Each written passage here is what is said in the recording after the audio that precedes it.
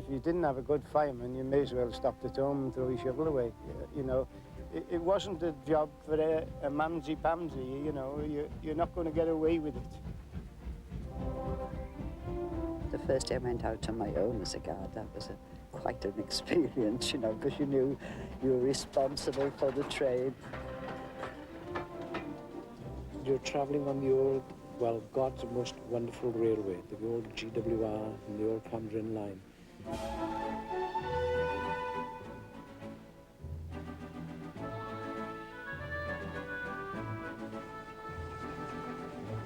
Last week, we looked at the network of Welsh railway lines that were to become the Cambrian Railways. At the rift in the partnership between the two mighty Victorian railway contractors, David Davis and Thomas Savin. And finally, we talked to the people who worked the line in the days of the Cambrian Company and the Great Western. I have to bring the name of Lewis Hamer up here. You've got a lovely story about him. He was actually one of the best bosses one could have ever had. He was strict but straight, and you knew where you were with him. And sitting on this platform now, I'm going back to 1954, when Her Majesty the Queen and Prince Philip came here to open a section of the National Library.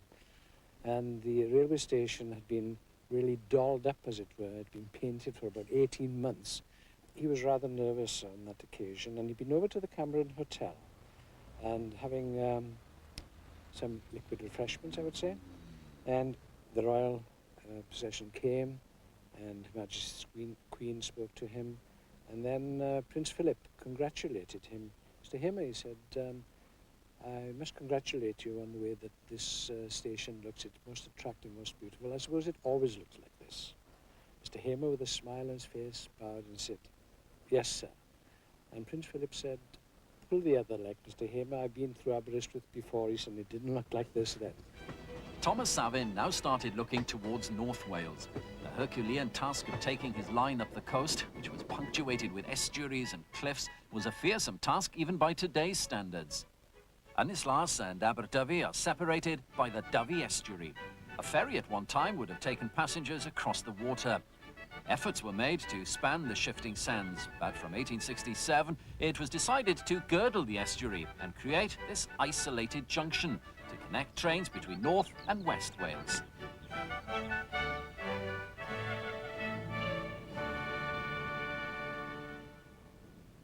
Well, undoubtedly one of the most famous stations on the Cambrian was Dyfi Junction. This isolated interchange was the alternative to Benjamin Piercy's grand plan of building a huge bridge from Ynys to Aberdyfi.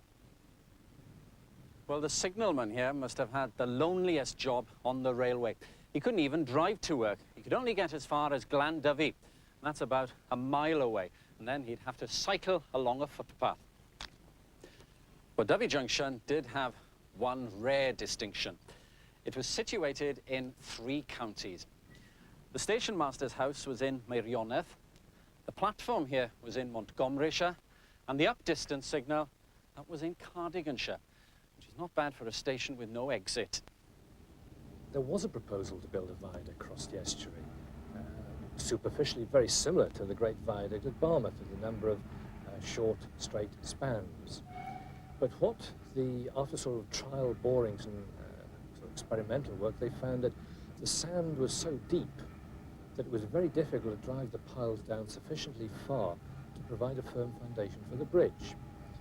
And while technically it might have been feasible, it would have incurred enormous expense. And given that the railway, all those railways, as I said, were never flush with money, it seemed far better in that case to go higher up the river to sort of Dyfi Junction then, and simply have a junction there and change trains and go back down the estuary on the other side.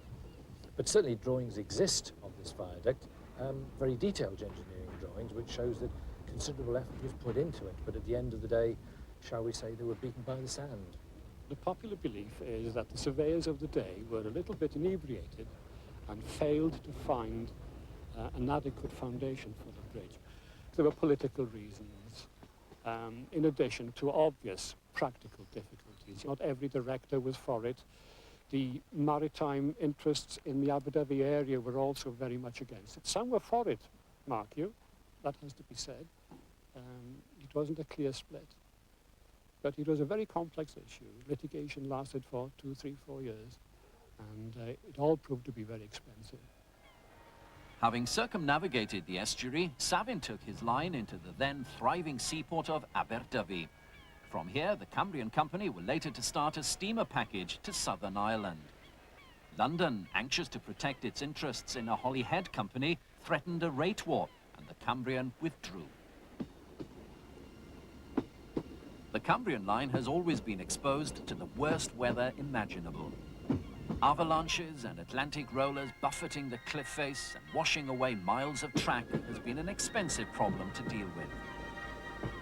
Thomas Savin was to discover that here on the Freog Rocks near Barmouth, there was scarcely a foothold for sheep, leave alone a railway. Should there be a tunnel or a sea grid ledge? The decision was for a ledge, and sailors were employed to assist in the work because of their head for heights in bad weather.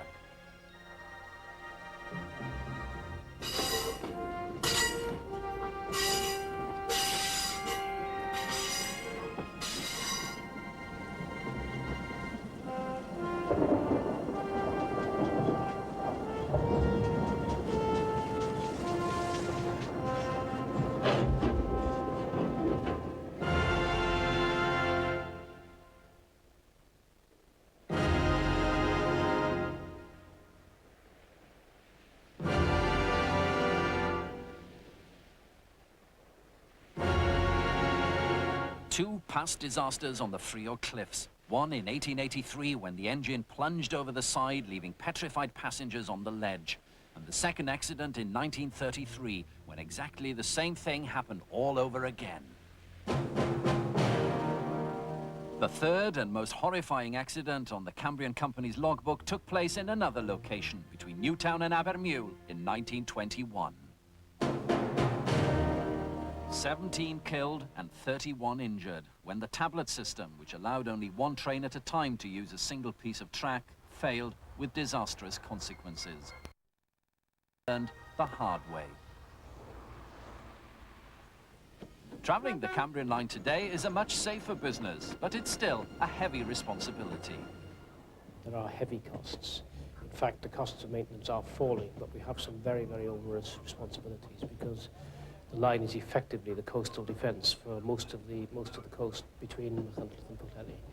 And of course we have problems in the Freog area, rockfalls, that sort of thing, which is expensive to deal with.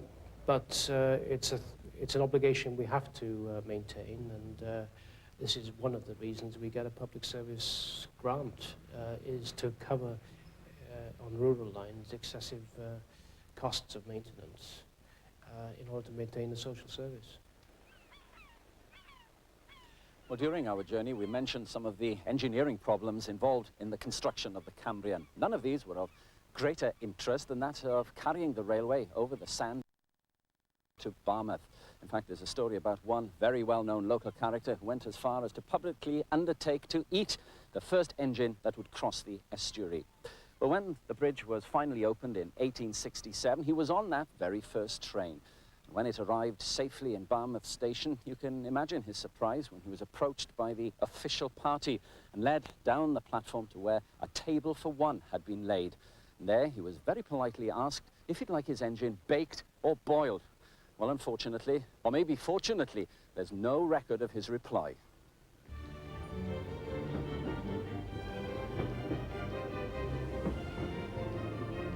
An 1867 guide to North Wales drew attention to the hazards of the Mawddach ferry crossing. It was with great relief that the Aberystwyth and Welsh Coast Railway managed to span the estuary and delve even deeper into the heart of North Wales. The viaduct has been constantly under attack. A species of marine worm attacked it in the early 1980s, and that almost spelled the death of the line.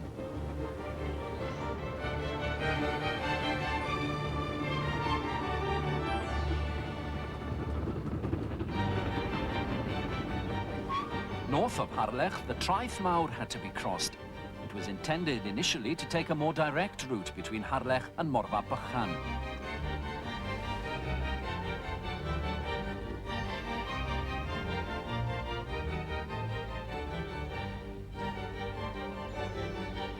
The line crossed the river further upstream, then around behind the shelter of the Cobb at Porthmadog, a great embankment conceived in 1791 to protect the valley from the encroaching sea and carry the Festiniog Slate Railway.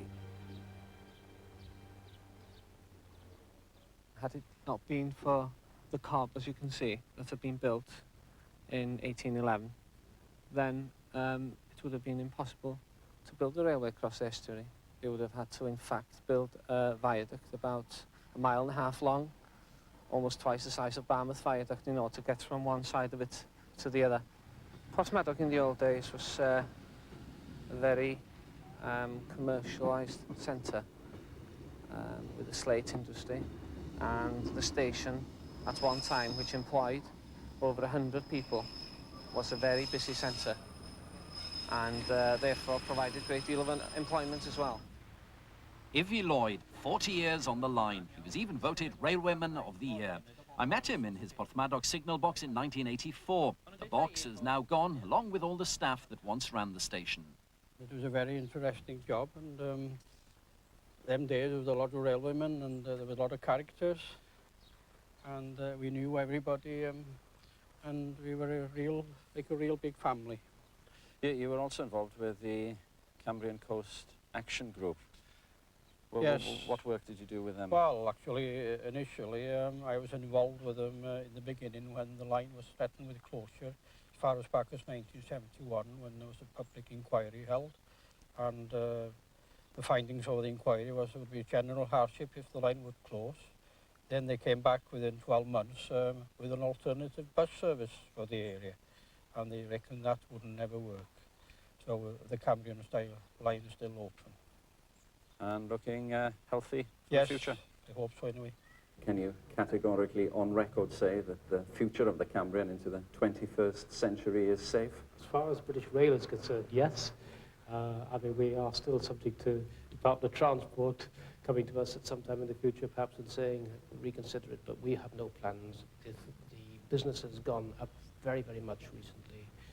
We're probably carrying about 50% more passengers than we were 5 years ago, and that, I think, is set to rise. So we think it's a very good future. The rosy promise of rich pickings from the revenues of remote Welsh lines failed to mature for Thomas Savin, the Victorian entrepreneur. Crushed by the costly construction of the line and all his hotels, he faced bankruptcy and financial ruin. It wasn't until some 20 years later, in the late 1800s, that people became aware of the remedial qualities of the seaside. He was caught overstretched. I mean, you know, he had enormous debts, and I suspect if he'd had time, he had enough inventiveness and enterprise to pay them off. But of course, he didn't have time, and that was it. He was in the hands of the receivers, you see. In the middle and late years, services on the railway were sparse and slow. Punctuality was not a word of the times. You could always expect long delays at Dovey Junction, and it was no accident that by 1870 there were refreshment rooms on no fewer than 10 stations on the main coast line. Well, even in 1911, there's a story of a holidaymaker on Harlech Station about 6 o'clock, asking the station master if the train arriving from the south was the 5:20. He said he wasn't quite sure. It could be the 4:10, and it was. In its initial promotion, it was intended to take the line to Porthdin Llain, but ended up going only as far as Pwllheli. The wooden station here was built by the Great Western, but up until 1901 it lay at arm's length from the town, nearer the harbour in fact. In hot weather, visitors complained of the fishy odours, and so the station was moved. Cambrian buses ran passengers to outlying areas of the Llyn Peninsula. With Pwllheli now reached by the Welsh Coast Railway Company, amalgamation with the other 4 Mid-Wales lines was imminent. Well, this building behind me here in Oswestry was the headquarters of the Cambrian, the largest of the independent Welsh railways. It was formed when 4 small companies, the Oswestry Newtown, Llanidloes Newtown, Newtown Machynlleth and the Oswestry Ellesmere Witches Railways were amalgamated in 1864, and they were joined a year later by the Aberystwyth and Welsh Coast Company. The Cambrian Railway Company survived and served the people of Wales for nearly 60 years. Although there were London companies eager to absorb her, it was not to be. She remained independent until the grouping of our railway systems in 1922. The Great Western arrived with all its changes. The GWR became known as God's Wonderful Railway, and the tourists loved it.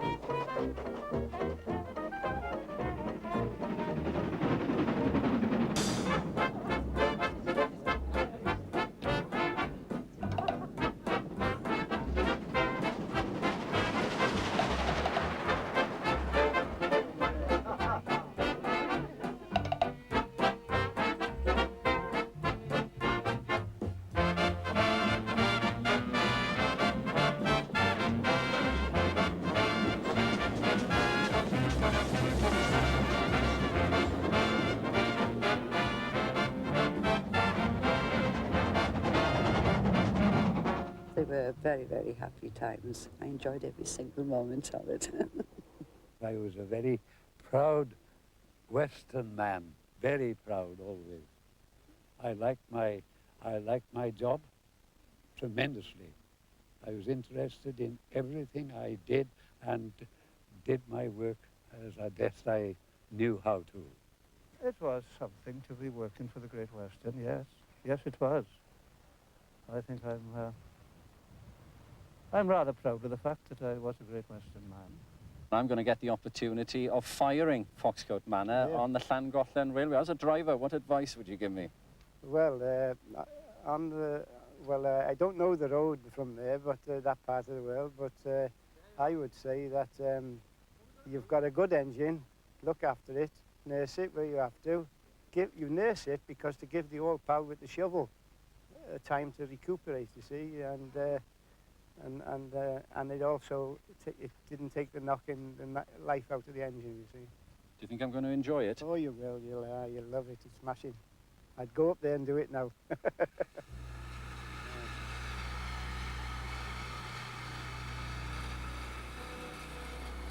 Well, I'd like to introduce you to 7822. This is Foxcote Manor. It was built by BR in 1950, but to a GWR design, and this locomotive actually worked the Cambrian Coast Express. Well, today, not Jimmy Savile, but the Llangollen Railway Society have fixed it for me to become a fireman. So it looks like for once, I'm going to have to do some real work. Come on, guys, raise your bloody flag. Come on, raise your flag.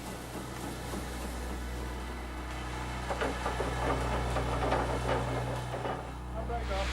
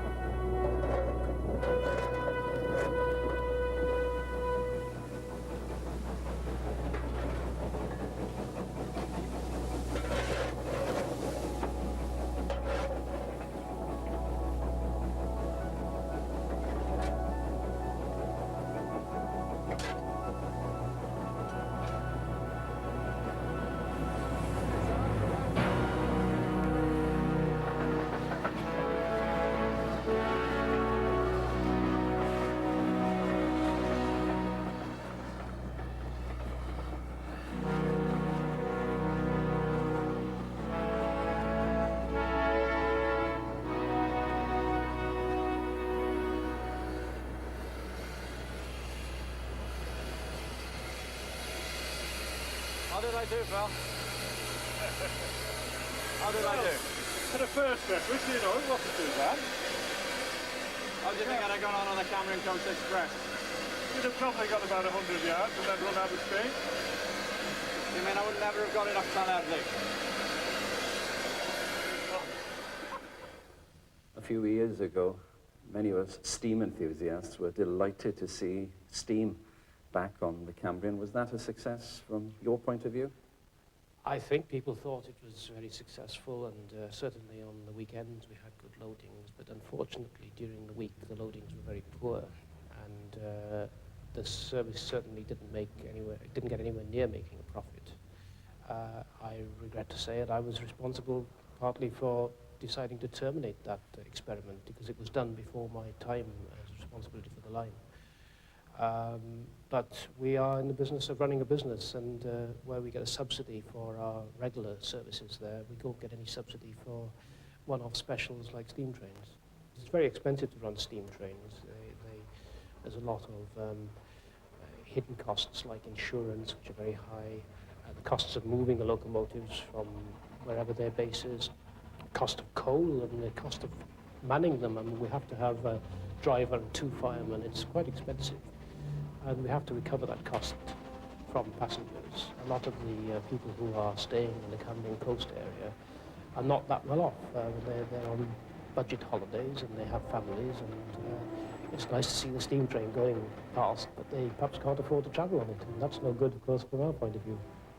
1948 saw the beginning of public ownership of our railway systems in Britain. But in the early 1960s, Dr. Beeching's axe severed many Welsh branch and mainline railways, Moat Lane being only one of them.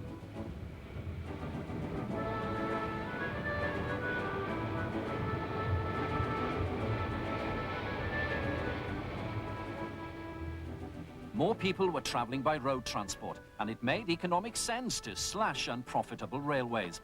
But for us who loved steam and whose hearts were touched by this slice of Welsh history, nostalgia weighs heavily over crude economic requirements.